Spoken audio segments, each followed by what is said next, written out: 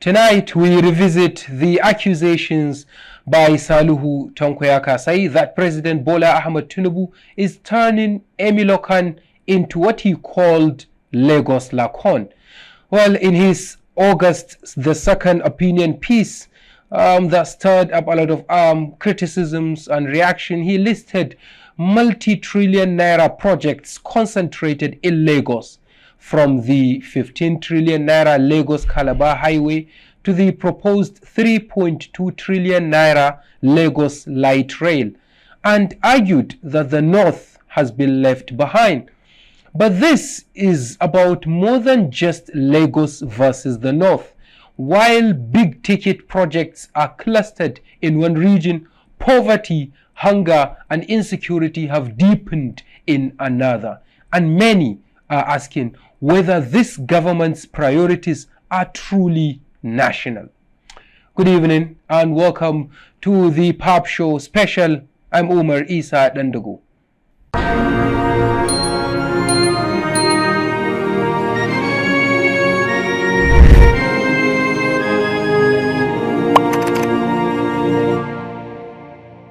Tonight, we put these questions directly to Honorable Hafiz Kawu, a man who was served in the legislature, at the presidency, and now as Executive Commissioner at the National Pension Commission.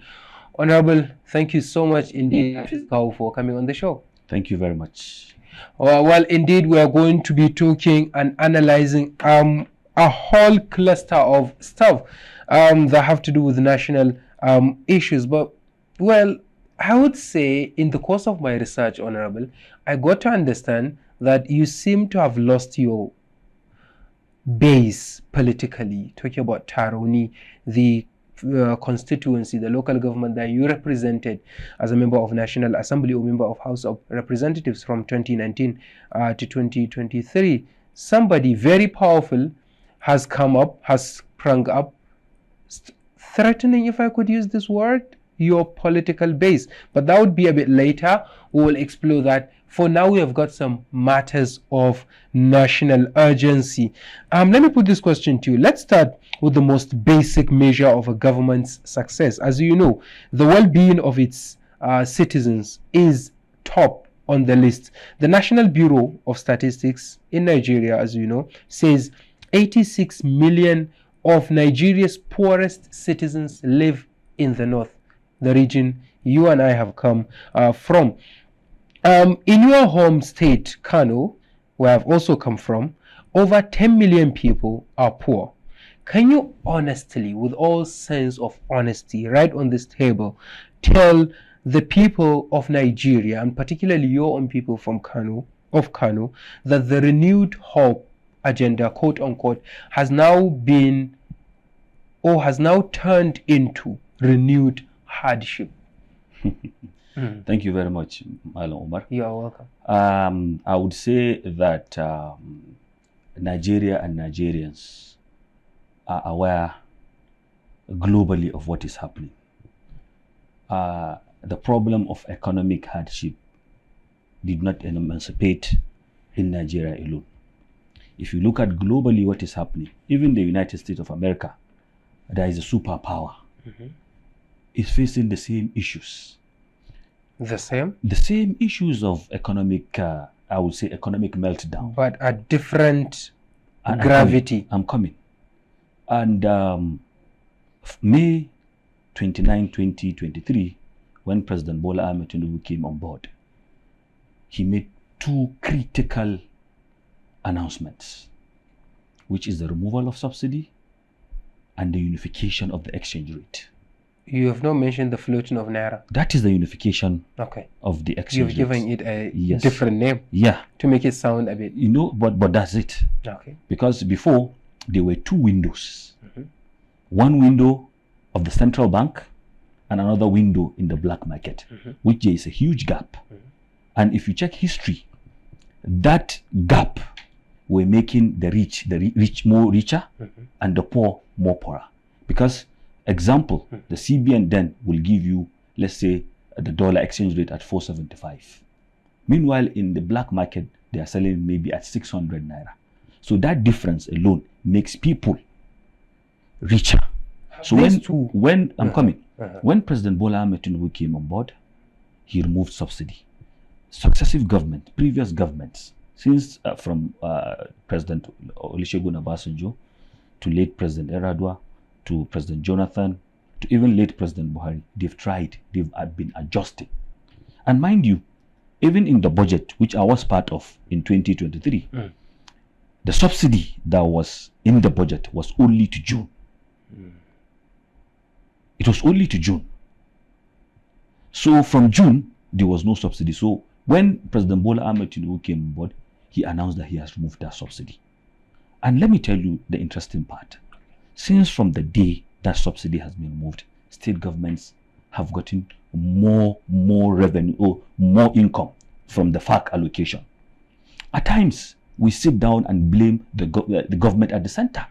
Meanwhile, it's the state. As a politician, the Nigerians, let me tell you, it's not about blame game. The Nigerians are suffering the brunt. But it's the fault of the subnationals. It's not the fault of Mr. President. Mr. President will not go to house and give people. It's the state, the governors, and more. For example, my state in Kano. Do you know how much Kano state government earn monthly from FAC allocation? How much? The statistics are there. I cannot say it offhand, but the statistics are there. It is just depending on the priorities of the governors. Each governor has his own priority. Honorable, you're talking about the sheer amount of money that state governments have been receiving as a result of the removal of fuel subsidy from the federal government. I think the ordinary people should, as they know, blame the federal government for their own, for the plight of hunger, poverty, and we can use the word destitution that they are going through. Well, as I said, you cannot be blaming the center because the center has provided. As I said, go and look at pre-2023 and post-2023. How much is the income of these states? The FAC allocation they get. My state, Kano, the FAC allocation is tripled, not even doubled. Okay. It is depending on the priorities of these governors. And let me tell you something. It is this president that took the states to court, to Supreme Court, for the autonomy of the local governments. Because you have to develop the local governments. Because that's where the grassroots are. That's where the people are. That's where the wards are. Like, for example, in Tarauni local government, where I'm coming from, we have 10 local government. But the state governors 10 wards. 10 wards, sorry, 10 wards. But the state governors do joint local government accounts. When these monies come, they keep them at the states and they decide where and how the monies will be spent. That is why the president said they should give, the local government should have their autonomy, so that their monies goes directly to them, so that these local governments will be developed. And that is where you reduce this poverty you're talking about. This is where you reduce this hunger you're talking about. The president has done his bit. It is the governors that are supposed to prioritize and do the right things at the right time to the people they govern. For example, let me give, for example, in Kano, since the inception of the government of ANMPP, I have not seen one empowerment program. But during our time, you said you have not. Yes, I have not seen. As far as I'm concerned, not even what have they done? What have they done? Let me tell you, Kano is a commercial nerve of northern Nigeria. That's why they call Kano Center of Commerce. Most of our youths are commercially oriented. They have their businesses. We have more than 6 to 7 major markets. That when you go to these markets, majorly are the youths that are there. This government, the NMPP government, when they came, first what they started doing, they started demolishing shops. So indirectly, you're removing these young guys from earning or making their businesses. So if the government had empowered the youths there, we will not be here talking about these issues. Let me give you an example. Go to Abia, for example. Abia is not an APC government. Okay. But go there and see what the governor is doing in terms of entrepreneurship and in terms of empowering the youths. That's where you reduce the poverty.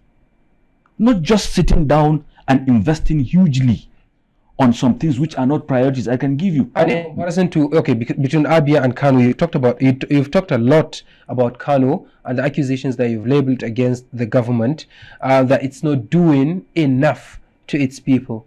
its supporters and the government side would defend themselves by saying that maybe you have not been to Kano lately and see the kind of I go to Kano every 2 weeks. The At times progress, even a week. the things that are currently happening in the state. Let me tell you. And maybe it's because you are an opposition. Now you are playing an opposition in the state. No, I'm and not. that I'm is saying why, the realities. That is why I'm saying the realities. the government the of realities I'm NNPP, seeing, the realities has dethroned you people, both at the state and local governments, and that's why you cannot say. But if they are doing the right thing, you will not be here talking.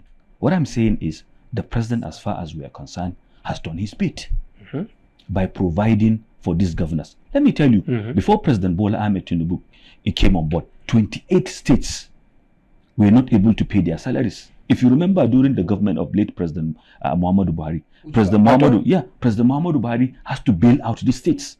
He has to give them money to pay salaries. Tell me now, which state have you ever heard complaining about payment of salaries? So this is a great achievement. Okay. Well, of food inflation, we have about over 35% of food inflation. Didn't you see the government were providing fertilizers? The government gave license for people to bring brown rice so that we stabilize the production we have in terms of rice. The rice farmers in Nigeria have been complaining that your government has sort of imposed, what's the word for it, has sort of facilitated the reduction in the price of food commodities, and that has rendered them poor. No, that has cost them. Let me tell you, during late President Muhammadu Buhari, he was saying that we should farm what we eat and eat what we farm. And that's what they are doing. And if you look at when this government came, how much was the price of rice, a bag of rice? We have to stabilize the prices. We can't just allow anybody to just wake up tomorrow and set his own price simply because he has a rice mill. There must be a cap, which that's what the government did. That's when President Bola Ahmed Tinubu came on board, he changed the name of Minister of Agri. Before it was Minister of Agri and Rural Development, but no, Minister of Agri and Food Security. And how much is the price of rice now? It has dropped. Drastically, it has dropped. And the farmers are crying. But the farmers will give them fertilizers. The Central Bank of Nigeria and Ministry of Agri gave fertilizers. Even last week, let me tell you, even last week in my constituency, the Deputy Senate President shared some fertilizers to farmers across Kano State. Some fertilizer, not to all the farmers. You cannot reach all.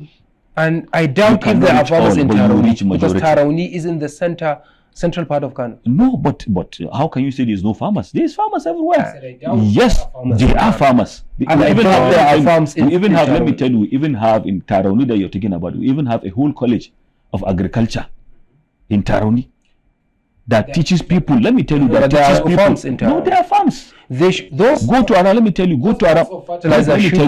Let me tell you. Go to around farmers in. Let me tell you. Go to around Hadija and Jamari. Go to around NNPC depot behind. We call the place Kawyang Alu. Go there and see farms. People are farming. Despite all those things that you have talked about, people are hungry, and they put the blame on the federal government. That's why we are informing them that it is not the federal government. They should hold their state governors accountable. They should hold their state governors responsible. Including the food inflation thing? Yes. Let me tell you. Inflation is, some people would say inflation is not the responsibility of the state governors. Let me tell you something. Okay. There's stages. As I said, we have 3 tiers of government. We have the federal, we have the state, and we have the local government. And the federal, is responsible for the economy, not the states. Yeah. We are talking about economic aspect is one thing, and what the states will do is another thing. Let me give you an example. As I said, some state governors go as far as intervening, procuring fertilizers, procuring water pump machines for irrigation farming. Look at, I would remind you something you might have forgotten. Look at when the current minister of budget and planning, Atiku Bagudu, was the governor. He was one person that led the rice revolution at that time. If you could remember, even Lagos State went to Kebbi to partner with Kebbi to be doing Lake rice, Lagos and Kebbi rice. So that's why I said it is the priorities of these governors. If then as a governor, he was leading, Kebbi was leading in terms of rice production. But I'm telling you, look at what he did. The minister is from the north, but unfortunately, the hungriest of Nigerians are from the north. Let me tell you something. This administration is just 2 years plus. Mm-hmm. 2 years and wait, I'm coming. It's a long time. Let me tell you. You're 2 years. Wait, let me tell you. It's just 2 years. Let me tell you. It's just 2 years. It's just 2 years plus. And what I want you to do is look at where we're coming from and look at where we are today. Whether you like it or not, you have to give kudos to the president. People are not talking about, okay, people haven't seen a 2-year government. People have seen a 10-year rule of APC, which you and everyone is a part of. That's what I'm saying. You have forgotten the mess the PDP put us in. Let me tell you something. Let me tell you if PDP had done what they're supposed to do, we will not be here talking. We will not be discussing all these problems. It was because of the mess. There was a time under Jonathan when Nigeria was the largest economy in Africa. Right now, it's about 6th or something like that, or thereabouts. That's why I told you. I said it did not start. Oh, the whole world now, look at it. Look at how even the United States, as I gave you example, look at the challenges it is facing. Look at China. But at different Look scale. At Russia. Let me tell you something. Let me tell you. Each successive government has their own problems, peculiar problems. Let me put it this way. Okay.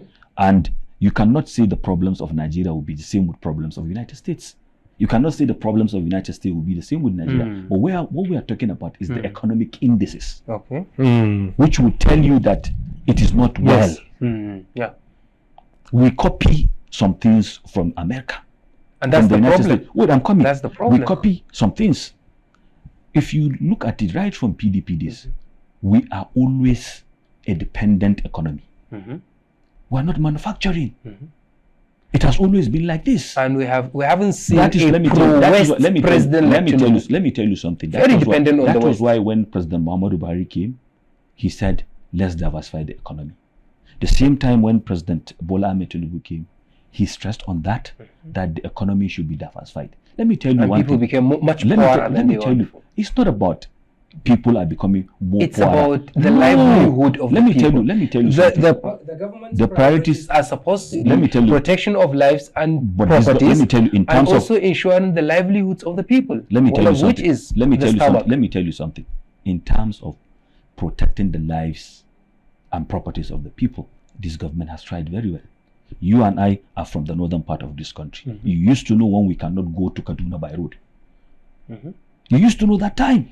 But now, day in, day out, people are going by road to Kaduna. And figures are suggesting that more people are coming to the security aspect, but figures are suggesting that every day people are killed in Nigeria, especially in the north. You have to allow whalers to continue to talk, but go and look at the realities.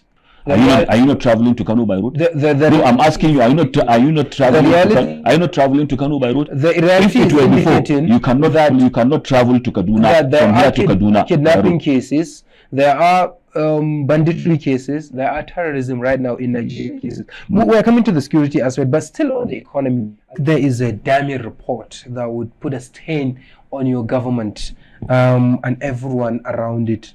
The report says, and I quote, the World Food Programme, an arm of the United Nations that takes care of the food stuff, warns that over 25 million Nigerians face the risk of hunger, with the epicenter in the north. I'm sure you're aware of this report.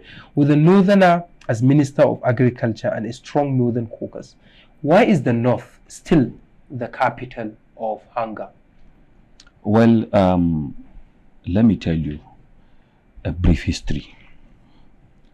You see, northern Nigeria, once upon a time, used to be the hub for commercial activities of Nigeria. When you remember the great granite pyramids, the cottons, even the rice. But it is unfortunate that we from the north have let our founding fathers down by not following their path. You, the politicians. By not following their footsteps, including you. You, the politicians. Including you. It is you that make laws. All of us. It's not about, let me tell you, it's not about laws. It's the politicians. Let me tell you, it's not that about, are expected to. It's not about, let me tell you, it's not about politicians. Government involves everybody. You do your part, I do my own part. The governed, the one governing and the one being governed. It is give and take. I do my part by educating the people. That's what I'm saying. I'm coming. We used to be self-dependent in the northern Nigeria.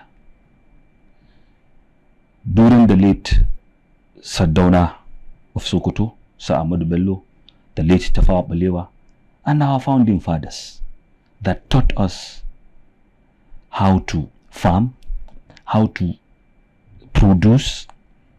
But look at the textile factories we used to have in northern Nigeria. Look at the garment factories we used to have in Nigeria. Northern Nigeria, rather. But where are they today?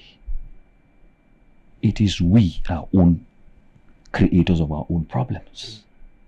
If we had sustained that, we would not be here talking about all these problems. Thank God for the very first time. Let me tell you. Let me tell you something. From your own side. Let me tell you something. Okay. Look at the West. Look at the East. Especially the East. Go to Aba. Look at the shoe factory. Look at the garment factory. These are people, the business people, the private people that own this. It's not government owned. They run their businesses. Or do we still have that in the north? We don't. Is it the fault of the government? It is not. So it is our own fault. Let me tell you something. It is only in northern Nigeria. It is only in northern Nigeria, I'm repeating, that we, the elites and the common man, we are always at par with each other. We don't agree. And let me remind you something. That was why before President Muhammadu Buhari, late President Muhammadu Buhari ended his tenure, the 9th Assembly passed Al-Majiri and Out-of-School Children Commission, which is part of the problems of the northern Nigeria. Because these are the core problems, Al-Majiris and out of school.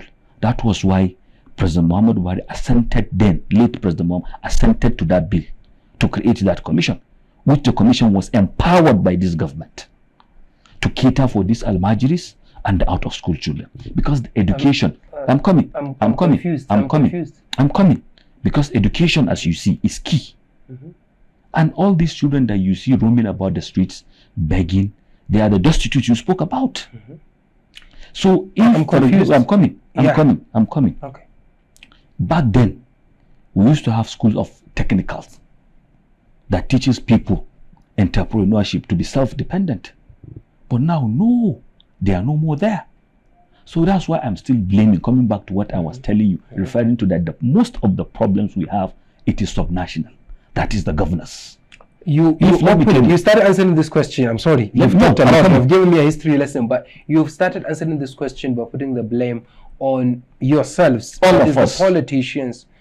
It's not only the politicians. Yeah, and and when you talked about the Al-Majiri initiative stuff, you should not say that it's your government that has championed this Al-Majiri proposal. In fact, it was even better during the Goodluck Jonathan. Let me ask you something. Let me ask you something. Was there a commission? There was none. It was the 9th Assembly. But the program was more effective. No, it's not about being effective. Let me tell you, for you to do anything, there must be a law guiding and governing what you're doing. There must be a legislation. There are institutions in Nigeria, but they're not fully functional. Let me tell you, there was never a legislation. There was never a commission. But now there is a full-fledged commission to cater and take care for this Al-Majiris. It is not effective. Let me tell you, it's just 2 years. It was around, if I remember, let me tell you, it was around the last few days of the end of late President Muhammadu Buhari's government that the commission, the bill of the commission, the act was assented to. If I could remember, either 28 or 27. And if it's a serious government, I'm coming. It should have implemented everything. I'm coming. It's not about implementation. Okay. What is it about? Let me give you an example. You can destroy this building within 1 hour, but building this same structure we're in will take you years. Rome was not built in a day. Okay. It takes time. Is that your excuse? Let me tell you, it takes time for you to build long-lasting structures. Is that your It's excuse? not. You cannot just say it's not a magic. You know, there must be a process. One brilliant thing you have done is deflecting from the question I have asked. I'm not deflecting. I'm giving you. Let me tell you. I'm giving you. Okay. I'm giving you the answers. Consider a failure from your own part as politicians. That's it. I will not. Let me tell you. I will never accept. I've never accepted that we have not failed. Has your government failed? No, we have not failed. Okay, coming back to the issue of the World Food Programme warning that over 25 million people are facing the risk of hunger and starvation, especially in the northern Nigeria and especially in the northeast. Whose responsibility is it in the first place to feed and take care of the IDPs? Let me tell you something. That's the first question. Let me tell you something. Is it even in the beginning the responsibility of the World Food Programme? You are still coming back. Let me tell you, you are still coming back to my question. Governance is bottom-top approach, not from the top to the bottom. That's why I'm coming. Top bottom? No, I'm coming. That's why we have the local government, we have the state, then we have the federal government. All these problems you're identifying, you're saying, they are from the wards, through the local government, through the states, and through the federal. All these farms you're talking about, where are they? Are they in federal? No, they are the state. They are the local governments. And whose responsibility? From the local government. Let me ask you a question. You that you're asking me, let me ask you. Have the local government not been funded? Have they been funded? They have. Okay. Go and check, the records are there. Have the states not been funded? They have. Go and check your records. Okay, now whose responsibility is it to take care to feed the IDPs, especially in the northeast? In the northeast, we have, let me tell you something. That's why we have the commissions, the regional commissions. That's why the government created the regional commissions to take care of most. Let me tell you, these things you're saying, it's intertwined. Okay. The state has a role to play. The federal has a role to play. That's why we have the Emergency Management Agency. We have the Northeast Development Commission, and we have the states. These agencies are federal government agencies, and the states too, who provide the people. Mostly, it is the states that provide place for the IDPs, and the federal should feed them, which the federal government is doing its own part. And the World Food Programme let me tell you something. Is saying there is no food. Let me tell you, this is just a report, a mere report. It's not just a report. It's just a report. About lives. Let me tell you, at times, lives of innocent civilians that have been displaced by a war which should have been prevented by the federal government. Let me tell you something. There's always difference between theories and practicals. And reports. At times, if you let me even tell you something. At times, if you follow report and you check the realities, you see they are entirely different. So theories and practicals is different. Are you saying what I'm saying? The report is okay? Are you saying that the IDPs have food to eat? This report you are saying, I have not seen it. I have not read it. So I will not comment on something. It's all over the news. I'm not going to comment on something I have not seen. I'm not going to comment on something I have not seen. Spoken on the BBC, on Arise News, and other channels. Let me tell you, all I know. Let me give you an example. Even in Maiduguri or Borno State, so many times I've seen the governor visiting IDP camps. So many times it's there in social media. You see the governor going up and about, taking care of IDPs, okay, you also making sure. But you cannot believe the reports. What I'm saying released by a reputable agency. The report is not theory. It's theory. But this thing I'm saying, reality. This thing I'm saying, let me tell you, this thing I'm telling you, seeing the governor going there, providing food is reality. And but theory is different from reality. Seeing the agents responsible for feeding the IDPs, let me ask you, that there is no food, let me tell they are going to run out of food. As somebody that has done, maybe somebody that's attended, that I know how policy and research are being conducted. We don't even know the method they use in arriving in their reports. Because the report is critical of That's what I'm saying. No, we don't even know the method they use in getting their reports or gathering their data. You sound like Donald Trump, who refers to any critical report about him as fake. No, I didn't say it is fake. All I said is I have not read. What I'm saying, yes, I have not read it, and I don't know the method they use in getting their reports. Somebody can sit down at the comfort of his office and just type anything. But people are hungry. Of course, and there are people. Of course, let me tell you. Of course, the government has not failed. Provide food let me tell you, the government has not failed. Okay, in the first place, the government has failed to tackle the insecurity that has pushed them. Let me tell you something. This government, whether you like it or not. Oh, whether I like it. It's all about my liking. Yes, let me tell you, whether you like it or not, the realities are there. I just give you examples. In terms of security, the improvement we got. I just gave you an example. Just Abuja to Kaduna. That's the only example. Go to Borno. Let me tell you something. Go to Borno. Reports are indicating that more than 200 people were killed in Benue State a month ago. Kidnappings is. But were you not there? Let me tell you, were you not there? Let me tell you, were you not there when it happens? Immediately, Mr. President went there to go and do on-spot assessment, and he gave the service chiefs a marching order. And since then, let me tell you, since then, have you ever heard about any clash again in Benue? Because it has been tackled. Since when Mr. President, he left what he was doing, he went there to do on-spot assessment, went with the whole service chiefs, gave them a marching order, and right from that time, nothing has happened. And that is, let me tell you, and up now we have not identified that is leadership. The assailants. Let me tell you, that is leadership. As I'm telling you, investigation is still ongoing. Security agencies are saying they don't know about the people. I have not seen that. They don't know about the people who are attacking the No, they can never say that.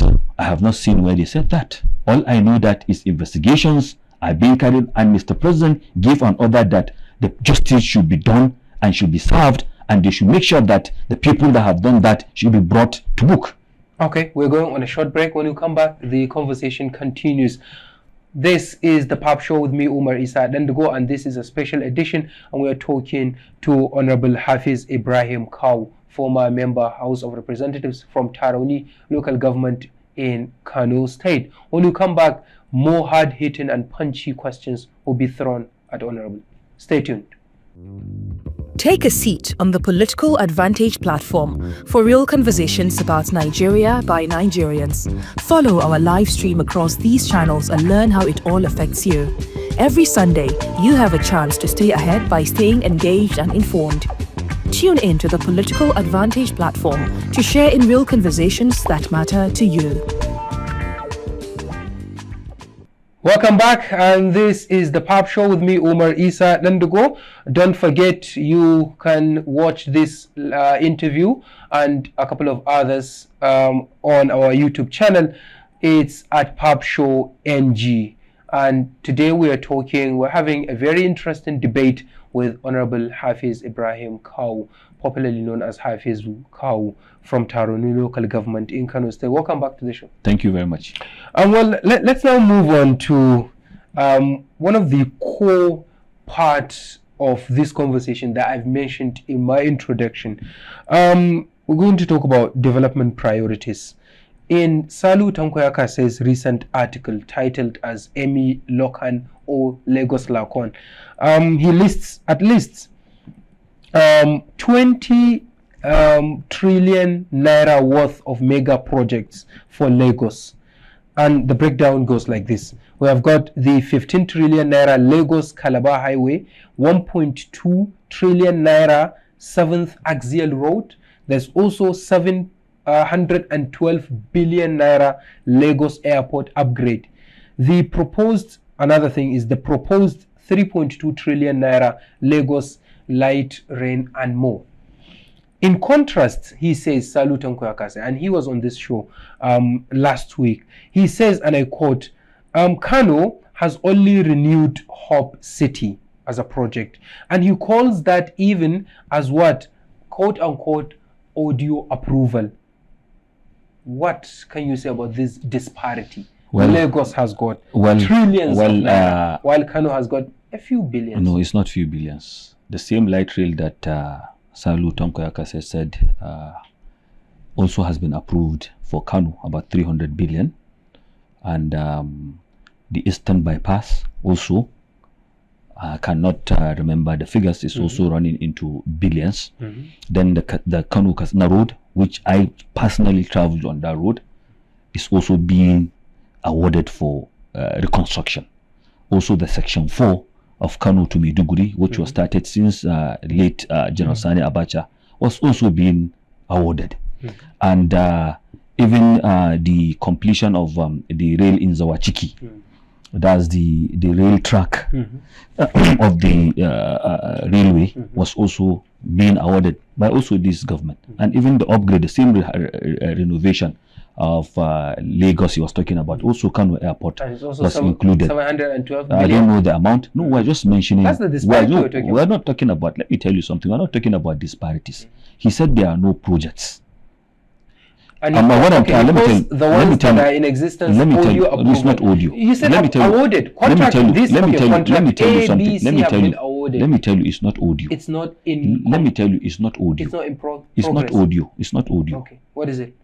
It is there. It has been approved by Federal Executive Council. It has been awarded. And it has started? I don't know. But I'm saying, wait, let me tell you. But what I'm saying is that when somebody will sit down and say, this is not there, or audio, it's not only in Kano that Renewed Hope City has been approved. So many cities in northern Nigeria. So many states. Katsina, Sokoto, Kano, even in Abuja here, even in Nasarawa here, very close. When you go, you see it. So what I'm saying is when you're comparing things, you should say the truth. The same things he said.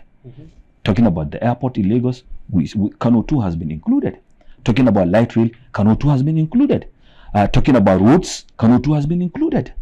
The same way I told you just now. So let me tell you, it's not difference in priorities. Okay, it's Lagos has got more trillions. Let me tell you something. And is Lagos a better state? Let me tell you something. Let me tell you something. You see, Lagos is the commercial nerve of Nigeria. Look at the budget of Lagos, over 1 trillion. What is the budget of Kano in comparison? I agree totally that leadership is about equity, fairness, and justice. And the Mr. President that I know, he's trying his best to be fair, just, and equitable. That's why if he gives projects in Lagos, you will find them in Kano. And also, this is the president that has been a pan-Nigerian. What I mean by a pan-Nigerian is a president that all his life, all his political lives, he has been doing them with northerners. He was the only person from Southwest that after Obasanjo, he gave Alhaji Atiku Abubakar a platform to contest under AC in 2007.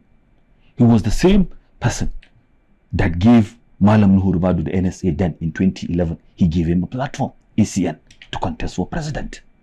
He is the same person that supported 100% the merger that brought APC and brought late President Muhammadu Buhari.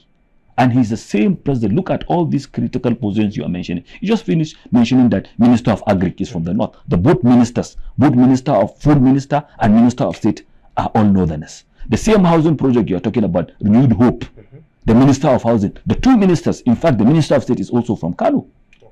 And the Food Minister is from Katsina. And the same thing so look at even in the Ministry of Works that you're talking about, works. The minister is from Southeast, but the Minister of State is from Sokoto, a northerner. So what I'm trying to tell you is they have not failed. When you are saying you do know something, I don't want you to be using the word failure. Because this government, you cannot give assessment of the government till after 2027. It's too early for you to judge. You just finish saying that I am opposing Kano State government because I'm an opposition member. So I'm not being fair if I totally condemn. I said, wait, if I say Abba Kabir has failed, I'm not being fair to him. My job is to put I'm coming. The concerns of the citizens. I'm coming. And I'm giving you the data and I'm giving you the realities. I just mentioned the projects. Let me tell you something. Let me tell you something. This is echoing government. No, I'm not. It's not propaganda. All these projects I'm mentioning, they are there. Go and see them. Go and see road is going on in between Katsina and Kano. Go there. It's there. That's the only project I'm coming. it's going Let me tell you. But Let me go. Wait.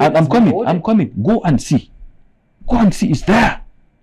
Even the light rail Chalu Tonko Akase spoke about, it's not ongoing in Lagos. That's not started. It is the same document that gave Lagos, that the same document that gave Kano. Go to Lagos today, have not started. The only project, let me tell you, the only project that has started, the only project that has started, which it was only about 30 kilometers that has been covered, is the Lagos Calabar that he was talking about. All other projects were just given approval. The same thing. Even that amount, let me tell you, it's the same thing. Is allocated for that. Let me tell you, the same thing. And you have forgotten. We also have Badagry to Sokoto. Sokoto is in northern Nigeria. So let's, for God's sake, let's talk about realities. Let's talk with facts. Let's delay the facts. The facts are there. This is not fiction. These are realities that are there. That's why we are mentioning them. Go to the places and see. So when we are talking about, of course, we are human beings. There are areas that will make mistakes. But a mistake is not a mistake. A repeated mistake is a mistake. Okay. And that is where, when somebody is in power, we have places that when mistakes are being made, then we have another avenue to correct those mistakes. Before, a lot of people, including you, might have criticized previous governments of not taking in the criticisms of from the oppositions. Right now, it seems you're not also taking. Let me tell you something. Let me tell you something. Like let me tell you something. Who is like part of let me tell you something. Of your party? Let me tell you something. He's an APC. Let me tell you something. Okay. Whether you like it or not, President Bola Ahmed Tinubu is a listening president. He's a president that, when you lay a critical, underline my word, a critical critics. For example, a lot of things have happened on media that Mr. President has taken action about them. He listened. Unless he is not, his attention is not being called. When you call his attention to issues, he listens. And that is part of good qualities of a leader, to listen. So President Bola Ahmed Tinubu is a listening president. That there are a lot of things when you lay them, or you complain when you are being made, and he hears the complaint, he takes decisive actions on them. Okay. Let's go back to the beginning of this interview. We talked about fuel subsidy removal. The poor Nigerians who are now going to bed hungry with no food to eat have been urging the presidency to put back the fuel subsidy. You cannot. He said no. Let me tell you something. Let me tell you something. Let me tell you something. Who can right from right from 20. Let me tell you, right from 2011, the Udo eclipse is there. When the former CBN governor, His Royal Highness Sunusi Lamide Sunusi, the clip is there in 2011. He said it with the then Minister of Finance, now the DG World Trade Organization, Ngozi Okonjo-Iweala. They said it, that Nigeria cannot afford subsidy. That Nigeria is the brink of collapse if we continue to pay subsidies. So subsidy has been the major, subsidy has been a major issue that has been chopping, let me use this word, chopping our economy. At some point, do you know, before Bola Ahmed Tinubu came on board, do you know how much on monthly basis they were paying subsidies? It was running into trillions. Because this is something you're interested in. Let me tell you something. No, I'm not quoting, but it is there 2011. We are talking about now more than 14 years that he said it. Okay. And he was the CBN governor then. Okay. And Ngozi Okonjo-Iweala was the Minister of Finance then. They said it. The audio clips there. You can Google it on YouTube. You will see it. He said it. He said we cannot afford this fuel subsidy because Nigeria is at the brink of collapse. Okay. And look at, let me tell you something. All these things were being, that's why, if you remember, the 9th Assembly passed the Petroleum Industry Act. For so many government, they couldn't pass it. It was the 9th Assembly. And part of what was to regularize the downstream sector. Thank God you're talking about petroleum. Let me put this question to you. It's related. And this question is saying, why are projects like Ajaokuta, Kaduna, Kano gas pipeline facing repeated delays? Well, you know, it is the government of the previous administration that started the AKK project, which is ongoing. Even recently, there was some adjustment. I'm coming. Through the river Niger. Some pipes were laid down, which I saw it on the TV, on the news, were laid down, because even with the initiative of Mr. President, the CNG that was put, what they are waiting for is that the AKK project to reach the northern part, so that CNG will be available, because it is that pipe that will take the gas to all these areas. And whether you like it or not, these are some of the critical projects that were initiated by previous administration, and this government gave them focus so that they will be completed. So these are beautiful things, like the Ajaokuta now. You've seen the Minister of Steel. He was in China and in some other places looking for partners that would come and resuscitate the Ajaokuta Steel Company. It is also in the news. And you want the people of Nigeria to be pleased that this thing finally is going to be over? Yes, of course. Spending like 2 decades. 2 decades. Was it this government that started it, or was it the last government that started it? Mind you, Ajaokuta Steel has been on since during General Babangida. Okay. He initiated it. Yeah. He initiated it. Yeah, definitely. Okay. So that's it. Okay, let's move on. I'm gonna list a couple of things that Salu Tanko Akase also talked about in that article and ask you for your sweeping conclusion, your sweeping response. He raised this question: is economic power of the country being deliberately concentrated in Lagos at the expense of northern commerce? He also puts a question which is kind of simple: why is this concentration? Can you? You know what? Let me tell you. What baffles me at times is why we deliberately try to create division. In the sense that all the time we try to bring this dichotomy of northern Nigeria, southern Nigeria. I keep asking people, and I keep asking myself, whether you like it or not, as a Nigerian, you hold a Nigerian passport. When you travel abroad, nobody will ask you, are you from the north, or are you from the south, or are you from Hausa, or you are Igbo or Yoruba? They will simply address it as a Nigerian. Have you ever seen or heard when somebody or a crime is being committed abroad by a Nigerian? Have you ever heard somebody, or in the news, international media, saying a Hausa man committed fraud, or a Hausa man committed this theft or something in Dubai or in? They said a Nigerian. It's not only the North that voted for President Bola Ahmed Tinubu, the whole Nigeria. President Bola Ahmed Tinubu is not the president of southern Nigeria or northern Nigeria. But last I checked, he was not supported in Lagos. I'm coming. He did not get a lot of votes from Lagos. I'm coming. Let me finish. But he is a Nigerian president.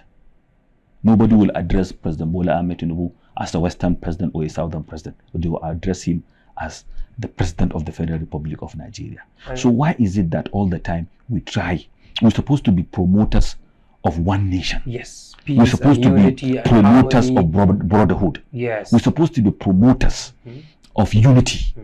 Because let me tell you, God doesn't make mistake.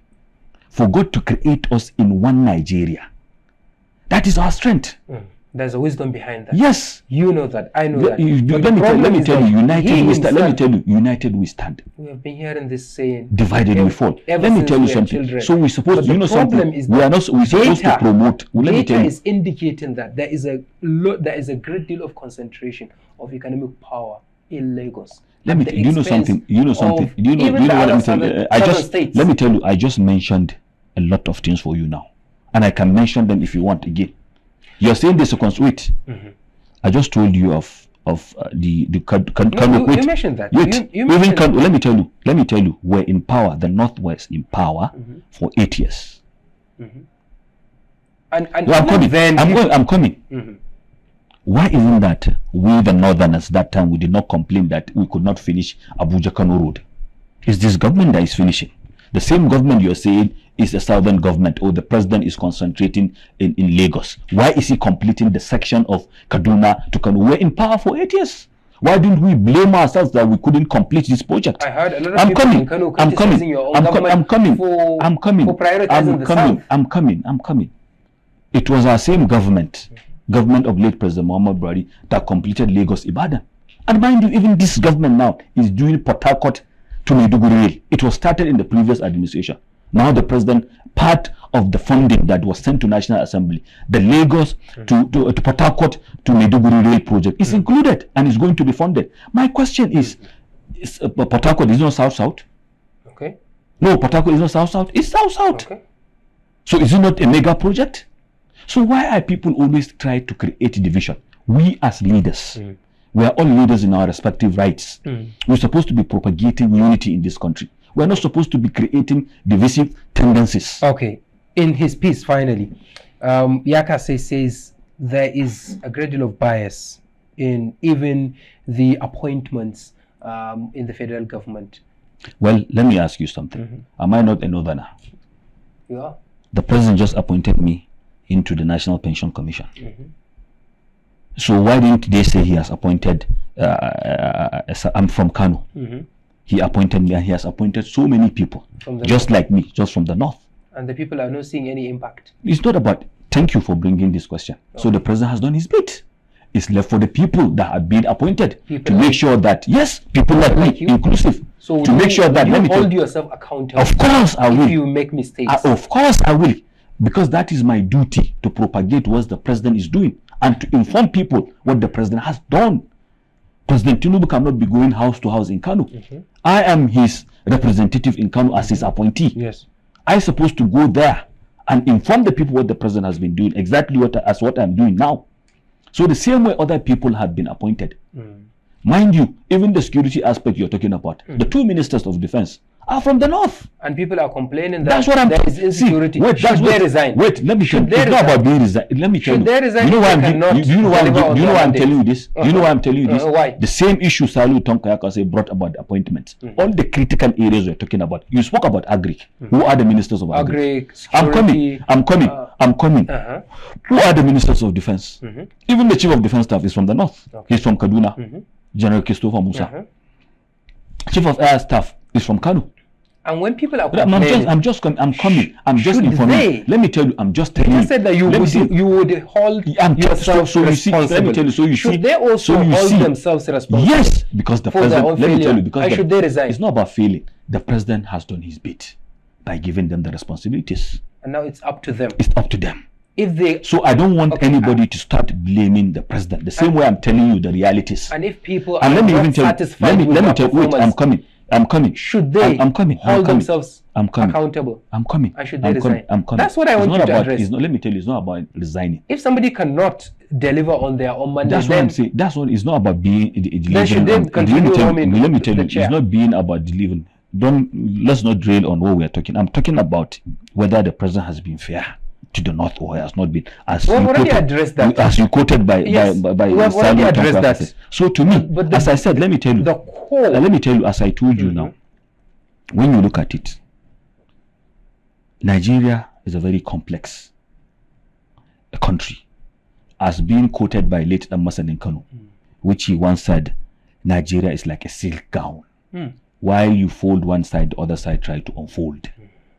Nigeria is so complex. This is only a country that God has blessed with over 250 ethnic groups. This is a country that has been blessed with a lot of natural resources. So definitely you don't expect the governance. I'm coming. But last I checked, India is more plural and more heterogeneous than Nigeria. And Modi is running to the best of his ability. I'm coming. This is only Nigeria is only a country that you think ruling or leading Nigeria is easy. It's not. So, and when somebody is trying his best, you have to give him the applause. Yes. You have to encourage him. You see, the problem we're facing is we always sit down as religious people. We're supposed to pray for our leaders, not to cause our leaders. Because even Allah subhanahu wa ta'ala said that when you pray for your leaders, when they are better, you are better as followers. When you curse them and they drill, you are falling into disaster. Which what we're supposed to do is to encourage our leaders, pray for our leaders, and tell them where they are making mistakes. But when the leaders are seen you see the problem deliberately not tackling their own problems. It's not deliberate. There is no, let me tell you. They know all the problems. Let me tell you something. Okay, what is let it? me tell you something. You know all the there is no leader. I'm telling you, there is no leader that will sit down and be doing things deliberate. No leader. Because it is when it is well in the grassroots that you enjoy the government. It is when you are governing and when the grassroots is okay, that you also be okay. So why will you say that a leader will do things deliberately just maybe to make his subordinates or his followers to suffer? No. I'm sure people would disagree with that. But one important thing I want you to address is that, yes, we agree that key principal officers of this administration are from the north, including you. You have just been appointed. Congratulations, and I hope you will succeed in carrying out your own mandate. But the people are now seeing the opposite of what those appointees, those political leaders are supposed to do for them. Where are we missing? What are we missing, and what should be the solution if you were to profile any? I think, you see, for every problem, you must first identify it, understand the problem, then you provide a solution to the problem. Without the problem being identified, to get to the root of the matter or the problem, you cannot solve the problem. It's like in the mathematics, when they give you maybe a problem to solve, an equation. If you don't know the formula to apply, you will never solve the equation. You must know the formula, you must apply the formula, whether it is Pythagoras rule or whatever this thing you want to apply, you have to apply. I like this. To do that. And there's 3 C's we call in life. The 3 C's of life. What is the choice, the chance, and the change? So what are you applying now? To your question. The choice is there for the problems to be solved. And we have the chance to solve the problem. And we have the duty to change our ways and the method, the problems. Are you changing? Of course, we are changing. And the people are seeing the change? Yes, the people will see the change. Citizens are seeing a detachment. No. Let me tell you. Because like you are in Abuja. See, let me tell you. Most of you are in Abuja. Let me tell you, I'm not in Abuja. So detached. Let me tell you, I'm not in Abuja. Let me tell you, I'm not in Abuja. I told you every week. Let me tell you, I told you every week or every 2 weeks I'm in Kano. Every last week I'm in Kano. This week I'll be in Kano. Mix and mingle. Definitely. I attend weddings. I go and condole people when I attend funerals, and I go and greet people. I know what is happening. On daily basis, people call me, and I understand the problem. It's not easy. As I said, Rome was not built in a day. That's true. The building of central bank or NNPC, today, if you like, you can bring it to the ground. But even if you are the super magician, you cannot build NNPC and CBN today. There's a segment, a brief one for like 1 minute, of yes or no answers. I'm going to put you some questions and you have to answer with a yes or no answer. But before then, you seem to have lost in your own constituency. There is a popular politician right now in your own constituency who seems to have, should we say, taken over the political atmosphere of your local government. A guy named M. Nasir Jaoji. Have you lost the popular support? I have not lost. You know, it's not time for politics now. You know, politics is not a bastard. It has a father, it has a mother, and it has a time of birth. So now it is just the drum beating. But when the dancing and the stage is set, we would really know who are the owners of the politics and the dynamics. But the Tarauni, let me tell you something. Tarauni, if I can put it this way, the people of Tarauni are not talking about you. You don't know. They're talking about Jaoji. No. How can you? Are you in the grassroots? He has exploded. Let me tell you, but you don't know what is happening. I know what is happening. You cannot say. You cannot. Let me tell you something. It's not about politicians. Somebody said to me, let me tell you you something. have lost relevance let me tell you. It's not about being and relevant. he's a member of your local government. He's your constituent. Maybe he's neutral. Maybe he is neutral. No, he's not. He does not belong to the opposition. No, he's neutral. He's opposition. And he said let me tell you something. Let me tell you what you don't know. Let me tell you what you don't know. I have contested election 4 times. 2 primaries, 2 secondaries. I won 2 and I lost 2.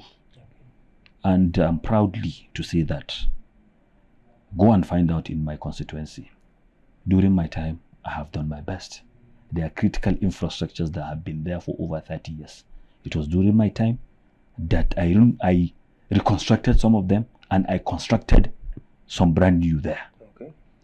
And for somebody, when you sit with politicians hungry politicians. Let me use this word. Okay. Hungry politicians that are scrambling for food. Of course, they will sit there by the road. But as I said, it's not time for politics. I watched you don't know. Let me tell you. Let me tell you. You don't know. Let me tell you. Let me wait. I'm coming. Of your party. Wait. I'm coming. Wait. Hailing that guy. Wait. Let me tell you. I don't want to comment about that.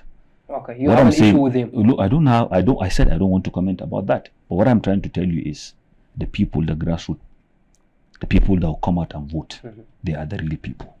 Okay. All these people are not the ones that will determine what is happening. Okay. So you understand me? So there's nobody that can tell you this person has taken over or that person has taken over. It's not yet time. Do you feel betrayed by the actions let me tell you, people? It's politics. When I came on board in 2019, I contested against 7 people, including a member that was there for 2 terms. And to God be the glory, I defeated him and I became member. And now somebody has He has not. Let me tell you. He has not. Political power. Let me tell you, we have not done primaries. You should wait. When primaries have been done and the winner has been declared, that's when you say this. Okay. But let me tell you, this is mere optics. Okay, yes or no. Will you run for office in 2027? Only Allah knows. Okay. Lagos Calabar Highway, fair or favoritism? Fair. Renewed Hub City in Kano, real or audio approval? Real. Emilokan or Lagos Lakon, which is closer to reality? Emilokon and our Lokon. Well, Honorable Hafiz Kawu, thank you so very much indeed for coming on the show. Thank you very much. I appreciate it. Thank you so much. And I hope you have enjoyed being grilled. Very well. Very well. Very well. And I hope you will come back next. More times if I'm being invited. Thank you so much. Well, tonight's conversation has gone just beyond one opinion piece or one political figure. We've examined why the North, home to over half of Nigeria's poorest people, remains trapped in poverty, insecurity, and economic stagnation, even while its sons and daughters hold some of the most powerful offices in the land. The allegations from Salihu Tankoya Kasai about Lagos-centric governance are not just numbers on a page. They speak to a deeper question. Is this president leading a nation or just running a state? Ultimately, Nigerians will judge leadership not by titles or promises, but by whether they can walk their streets in safety, feed their families, and see fair investment in their communities. That is the scorecard that matters, and history will keep it, whether we like it or not. Don't forget to hit the subscribe button, like and share this episode on our YouTube channel, and our YouTube channel is PAPShow NG. I'm Umar Isa Dandago saying goodbye and see you very soon. The PAPShow will come back next time.